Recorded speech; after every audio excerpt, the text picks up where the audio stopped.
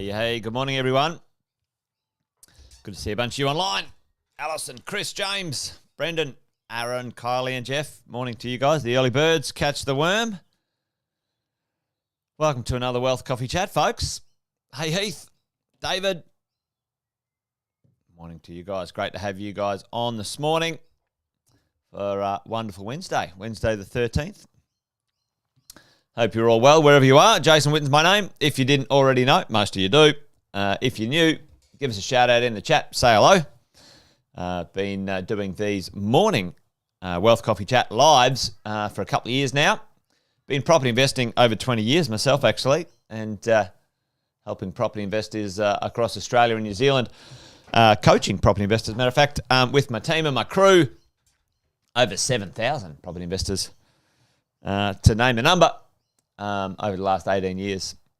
Paid attention, learned a few things, and like to share them with you guys in the mornings. So if you're new, welcome. If you're returning, welcome back. Great to have you. And as always, let me know where you're coming from. If you are new, be great to hear from you.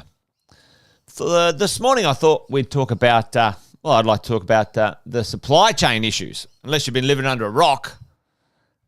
You might know that we are in what I would call the middle of a disaster, a slow-moving train wreck when it comes to our supply chain issues here in Australia when it comes to the properties being delivered to the market. And we've got a real issue, folks, one that's going to cause some drama and some grief for a lot of people, and you want to be on the right side of this coming up.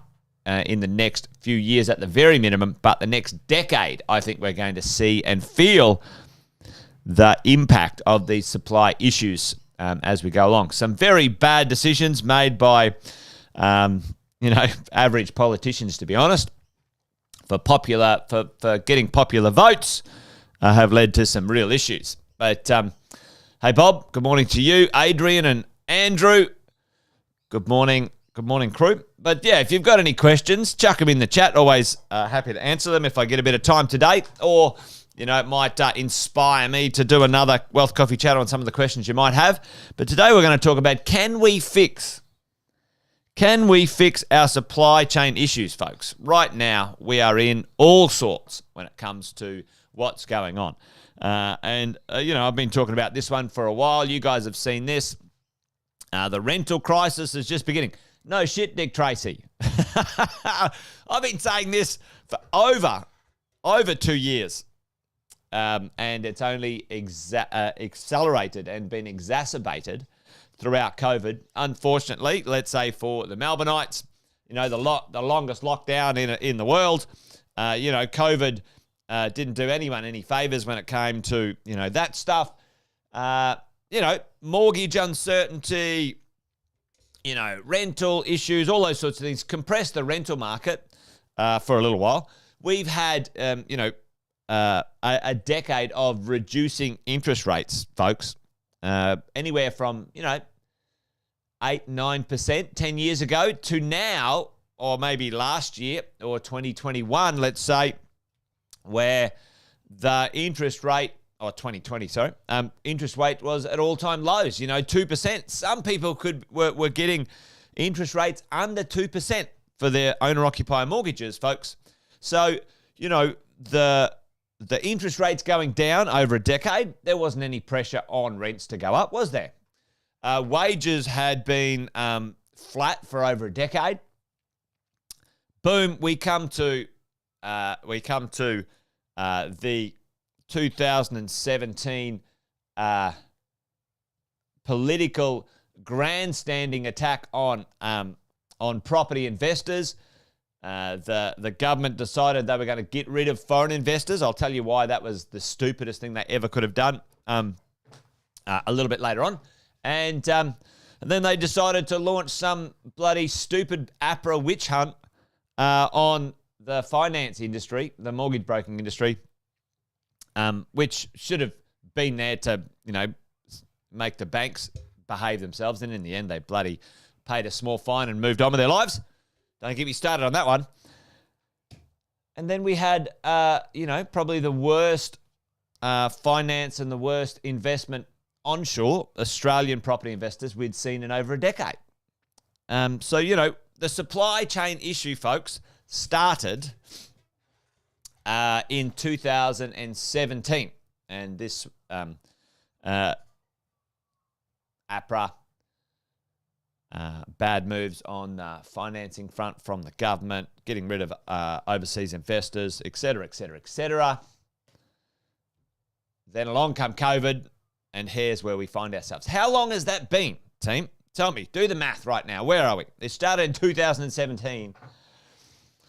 We are now at record disastrous lows in our supply chain 5 years later. So it took 5 years to get us here. What do you guys reckon? And we'll talk about this in a second. Tell me, what's your guess? What's your guess right now? How many years do you think it would take the construction industry, the property industry, to get us from where we are now, record disastrous lows, to even back to parity, even back to just normal, or catch up on the supply that we need? What do you guys reckon? Chuck that in the chat. Give me your best guess at how many years it's going to take. Yep, I reckon 10 to 15. I reckon, Brendan, if they get their finger out, they could do it in 7 to 10, 8 to 10 years. There you go. No labour resources. Exactly, folks. We don't have any bloody people in the country. We've got the Olympics. The Olympics coming up in Brisbane. That's soaking up every bloody brickie and piece of concrete and, known to Queenslanders, et cetera, et cetera, et cetera. So, folks, I'm with you. I think you're spot on. We are going to have some sort of issue or problem for the next decade. The next decade when it comes to supply. And this is the one that I'm excited about because, team, it's been fantastic to receive some capital growth. We love it. Absolutely love it. No one's going to complain about getting capital growth. But the real power in your portfolio is your cash flow. And this next decade is going to be the decade of rental cash flow booming, folks. It's coming. And I think we're going to be, pleasantly rewarded for the right type of real estate in the right spot. Listen, rubbish real estate in rubbish locations is always rubbish, doesn't it? You can put lipstick on a pig if you like, but it's just rubbish. There you go. So good questions there. 10 years. What about shared equity schemes using public land? Listen, there's plenty of things that could make it happen quicker, team, folks. The challenge is, sadly, the political backbone and fortitude in this country is lacking, no matter which way you vote, as far as I'm concerned. And they're all turkeys. They're just looking for the popularity contest, and they don't really want to fix anything. Anyway, let's not get sidetracked. But let's have a quick look at some stats. Well, I think this thing's going to be a problem, and we need to sort of understand it and potentially be on the right side of this thing, team. You don't want to be on the wrong side. Listen, the rental crisis is underway. It's already been underway for over 18 months. We've been seeing rent bumps and increases coming. You as a landlord, the heads up for certainly the next 2 to 3 years is keep an eye on your leases, keep an eye on your agents. Don't lock in too long a lease term, and get your rents up because there is some increase in interest rates coming. 1.5% to 2% is the expectation. And that means, folks, that you need to, on average, increase your rents by 25% from where they are today. Okay, so just keep that in mind to counteract that increase in your interest rate as an investor. 25% increase in your rents, okay? Or thereabouts. The other day I did a video on that, a recording on that, and we've got a calculator you guys can use to muck around with that. Now, that seems like a lot, but it's actually not. It's not. So, go and check that out. It might be 15% for some of you guys. It might be 20, 30% for some of you guys, depending on where your rents are. But let's look at this. We've got a big rental crisis underway. I've got 3 cities here on the screen, folks.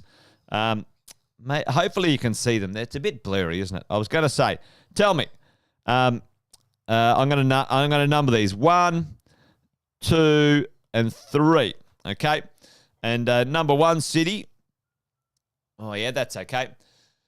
Have a look at this city here. Tell me, as a little quiz, pop it in the chat box. Which city do you think number 1 is? The supply chain right now. Have a look at that. This is for the medium density.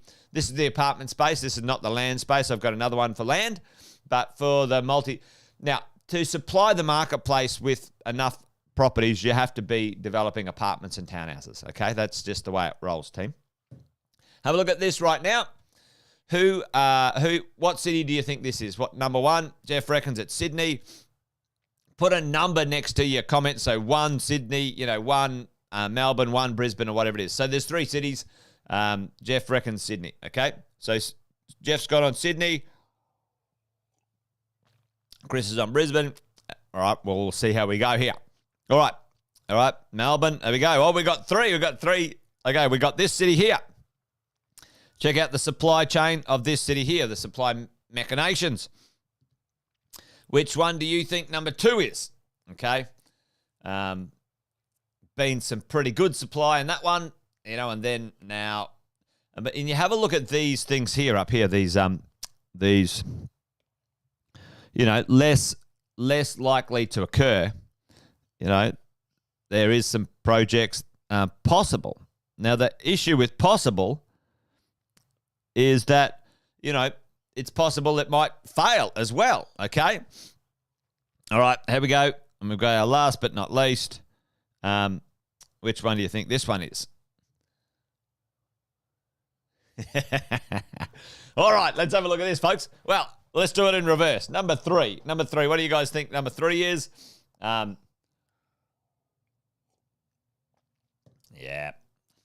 All right, well, let's put you out of your misery. This one, folks, is Sydney. Sydney, okay? Check out that. Check out the supply. Australia's biggest city. The machine, the big kahuna, absolutely poleaxed. And the one we've got to watch right now, team, is this. Look, this is the possible one. Why is it possible? And why do I think that possible will be unlikely, less likely? Tell me what is happening right now in the world of building properties that's causing all sorts of grief everywhere and making projects untenable. Tell me what's going on right now, team, in the chat, because that one I think is going to be less possible. I think they're going to have these less likely.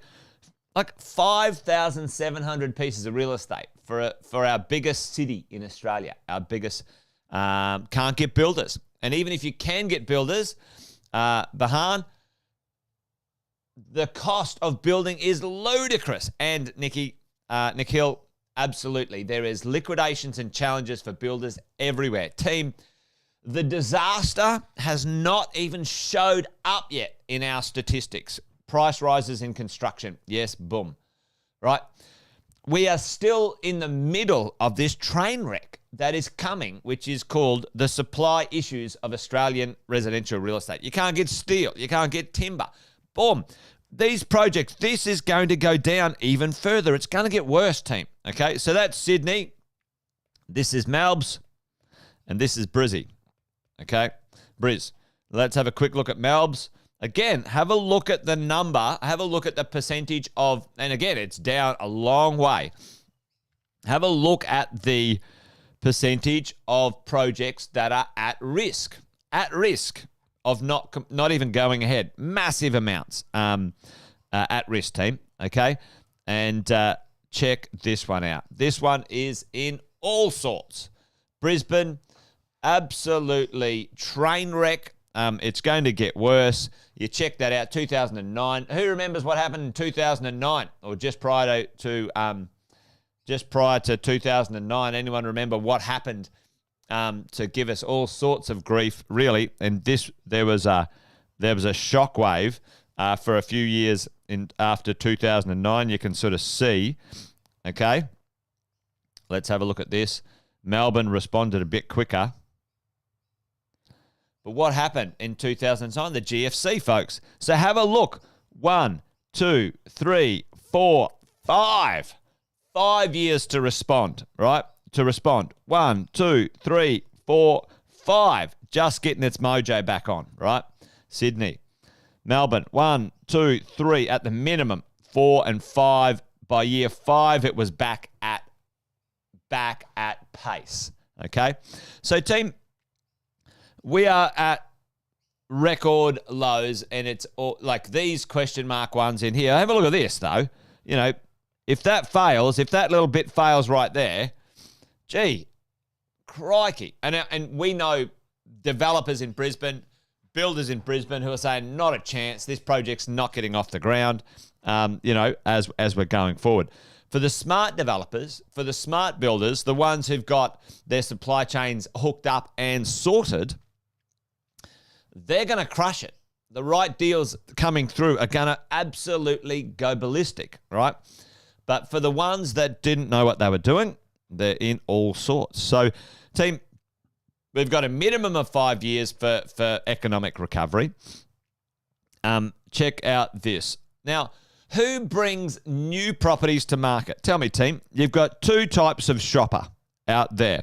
You've got an owner, occupier, or you've got an investor. By and large, who brings new properties to market, right? And let's just do this. In the world of real estate, which one of those buyers brings the exactly 85% of new properties are brought to market by investors, team. And the thing about this is that investors are a very important part of the new construction system. Now, in other countries around the world, like, there you go. The first home buyers with government grants do bring, mostly they bring houses to market, Chris, for sure. But that's like fake stimulus, right? Fake stimulus. So investors, by and large, bring the majority of the median density housing to marketplace, okay, for renting, okay? And we're talking about our rental crisis and our supply crisis, team. I think owner-occupiers are going to get into more newer and off-the-plan properties into the future because that's the only choice they're going to have. But investors bring properties to market and supply rental properties to, you know, an ever-growing marketplace, which is pretty important. Now, the thing is, you know, the government in its, you know, wisdom or lack of wisdom, you know, decided they were going to get rid of foreign investment. Now, irrelevant of how you feel about what, where, and when, you know, to bring a property, to bring construction to market, folks, you need money, okay? And by and large, Australians have not got enough money to bring this supply to market. Listen to me right now. Doesn't matter how much excitement everyone has in Australia right now, we've got to fix this, all right? The Australian investor market won't be able to fix this supply issue. It won't. We need money and we need investment from other sources. And so the government, in its brain-dead wisdom, then chased away the supply of money from other places to bring our construction industry, to bring the supply to market. I just blew my mind. Now, I absolutely believe it should be managed well. That's for another discussion, another conversation, team.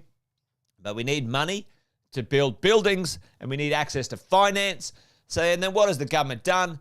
They've chased away investment money and then they've like had a witch hunt with bloody APRA and all that sort of rubbish and made money hard to get. I mean, it's bloody stupid. Anyway, I'm ranting now. So, folks, we have now had a 38% fall, even further to its lowest level in 15 years. Lowest level of foreign investment into Australian property market in 15 years. So we got we got the least money, the hardest access to real estate. We've got construction disasters everywhere. We've got, incentives for first home buyers, taking, stuff out of the market. So there's no rentals coming from that, et cetera, et cetera, et cetera. So you guys are getting the point. I'm laboring or harping on about this, but here's the nail in the coffin. Check this out, team. This is where we are. This is where we sit right now. And here's the forecast, and it's super, and I mean super aggressive from the government, all right? 180,000 in 2022-23, 200,000 in 23-24, 235,000 in 2025, and then to continue to increase. Overseas investments coming in. Or not investments, people coming in. And team, we can't even supply enough properties to the people that are here. Tell me this is going to be a disaster of epic proportions, team. Yeah.